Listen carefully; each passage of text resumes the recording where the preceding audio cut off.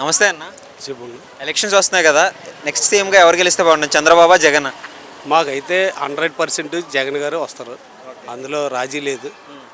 Tailor అన్న వాళ్ళు ప్రతి ఒక్కరు కూడా వర్క్ చేసినోడు అయితే మాత్రం జగన్మోహన్ రెడ్డికే ఓటేస్తారు. ఎన్ని మాటలు చెప్పినా సరే వేరే వాళ్ళకి ఓటు అయితే వేయరు. ఇప్పుడు జగన్ మేనిఫెస్టో కొత్తగా రిలీజ్ చేశారు, అలాగే చంద్రబాబు మేనిఫెస్టో కూడా ఉంది కదా, ఎవరిది నమ్ముతారు మీరు? మేమైతే జగన్మోహన్ రెడ్డి.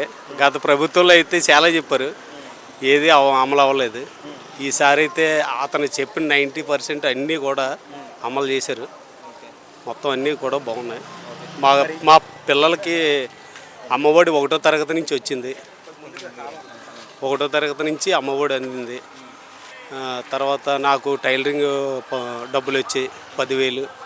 మా అమ్మగారికి ప్రతిరోజు అదే 1వ తారీఖు రాబోతుకి పెన్షన్ ఇంటికి తీసుకొచ్చి ఇచ్చేస్తున్నారు. అప్పుడైతే చాలా ఇబ్బంది పెట్టేది. ఇప్పుడు 1వ తారీఖు రాబోతుకి పెన్షన్ కూడా కరెక్ట్గా వచ్చేస్తుంది. మరి ఇచ్చిన హామీలు చంద్రబాబు నెరవేర్చాడా, జగన్ నెరవేర్చాడా? 100% అయితే జగన్ గారే. ఏ ఒక్కటే మిస్ అవ్వలేదు, ప్రతి మాట ఇచ్చిన ప్రకారంగా చేసుకెళ్ళిపోయాడు. 2019 నుంచి కరోనాలో కూడా ఏ ఒక్కరోజు కూడా పెన్షన్ లేట్ అయిందని, టైలర్ డబ్బులు లేట్ అయ్యని, అమ్మఒడి లేట్ అయిందని లేదు.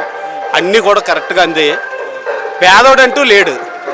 అంటే పథకాలతో పాటు సచివాలయాలు, రైతు భరోసా కేంద్రాలు అండ్ అలాగే స్కూల్స్ బాగు చేసి ఇంగ్లీష్ మీడియం చేశారని అంటున్నారు, నిజమేనా? ఇంగ్లీష్ మీడియం చేశారు, బాగున్నాయి స్కూళ్ళు కూడా. నేను అన్ని స్కూళ్ళకి వెళ్తాను, ఏ స్కూల్ కూడా వదలను. అన్ని స్కూల్ యూనిఫారాలు, సచివాలయాలు బాగున్నాయి నీట్గా. స్కూళ్ళు అయితే సూపర్ అండి. పేదవాడు అంత నీట్గా స్కూల్కి వెళ్తుండంతే ఒక జగన్మోహన్ రెడ్డి వల్లే. పేదవాడు చదువుకుని అంత నీట్గా ఉదయం లేచి స్కూల్కి తయారై, ప్రైవేట్ స్కూల్ కంటే బాగా వెళ్తున్నారు. బ్యాగులు, బూట్లు, బుక్స్, యూనిఫారం ఇచ్చి.